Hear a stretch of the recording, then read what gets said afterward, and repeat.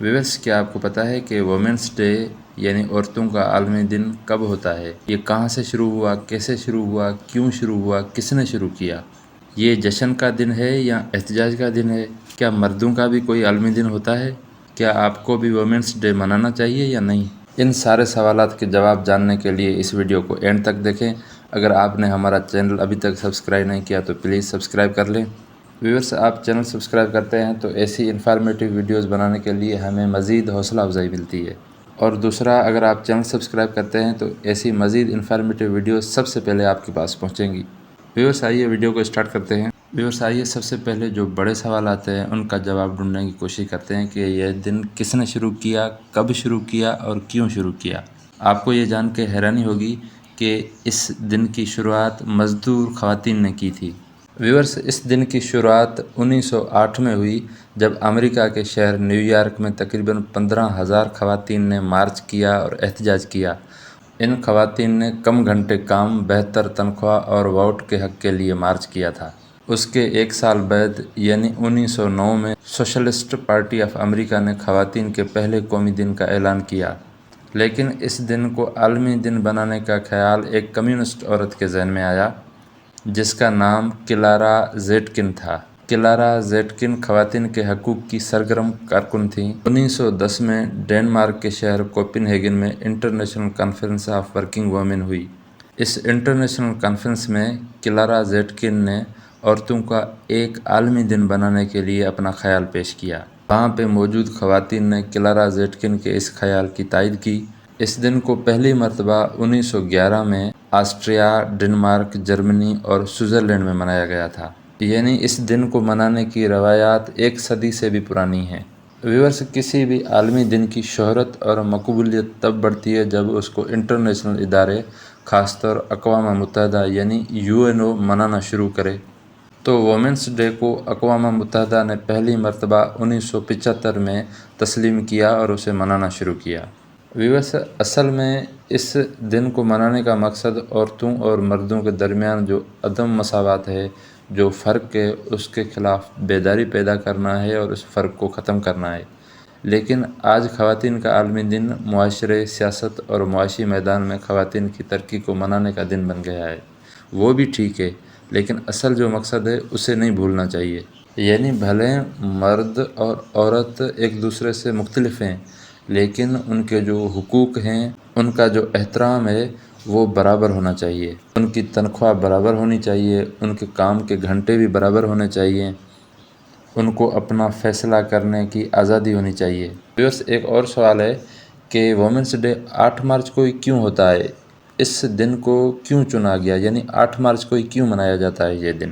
Viewers, تقریباً 1917 تک women's day کے لیے کوئی خاص دن متعین نہیں ہوا تھا۔ ویورس، آپ کو پتہ ہے کہ 1914 سے لے کر 1918 تک فرسٹ ورلڈ وار یعنی پہلی عالمی جنگ لگی تھی۔ اسی جنگ کے دوران جو روسی خواتین ہیں انہوں نے روٹی اور امن کے مطالبات کے لیے ہڑتال کی تھی۔ یہ خواتین کی ہڑتال اتنی طاقتور تھی کہ روسی سربراہ کو حکومت چھوڑنی پڑی اور خواتین کو ووٹ کا عبوری حق مل گیا۔ ویورس، یہ خواتین کی ہڑتال 8 مارچ 1917 کو شروع ہوئی تھی، اسی لیے 8 مارچ کو وومنس ڈے منایا جاتا ہے۔ ویورس، کیا آپ کو پتہ ہے کہ وومنس ڈے کے لیے کون سے رنگ، کون سے کلر مخصوص کیے گئے ہیں؟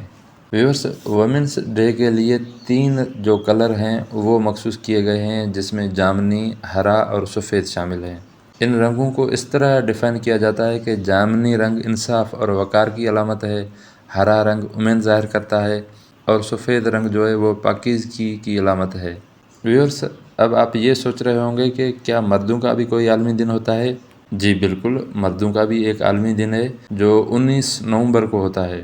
مردوں کا یہ عالمی دن یعنی 19 نومبر اقوام متحدہ سے تو تسلیم شدہ نہیں ہے، یہ 1990 میں شروع ہوا تھا اور آج بھی تقریباً 80 کنٹری میں یہ منایا جاتا ہے۔ ویورس، آئیے دیکھتے ہیں کہ خواتین کا یہ عالمی دن دنیا بھر میں کیسے منایا جاتا ہے۔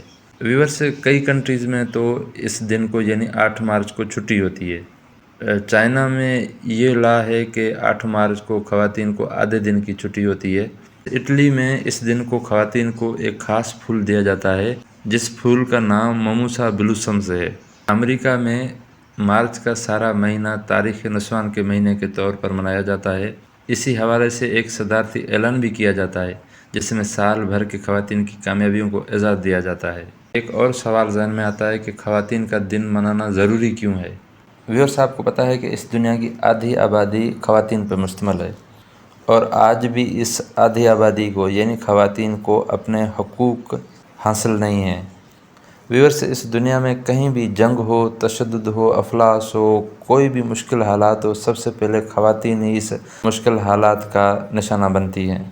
جب تک خواتین کو اپنے پورے حقوق نہیں ملتے تب تک انسان ذات اپنا فل پوٹینشیل استعمال نہیں کر سکتی، یعنی دنیا کی آدھی آبادی اپنے حقوق سے محروم رہے گی، وہ کام نہیں کر پائے گی، اس کو باہر جانے کی اجازت نہیں ہوگی، تو اس دنیا کے حالات زیادہ بہتر نہیں ہوں گے۔ امن کے لیے، ترقی کے لیے، انصاف کے لیے، اس دنیا کو رہنے کے قابل بنانے کے لیے عورتوں کو پورے حقوق دیے جائیں۔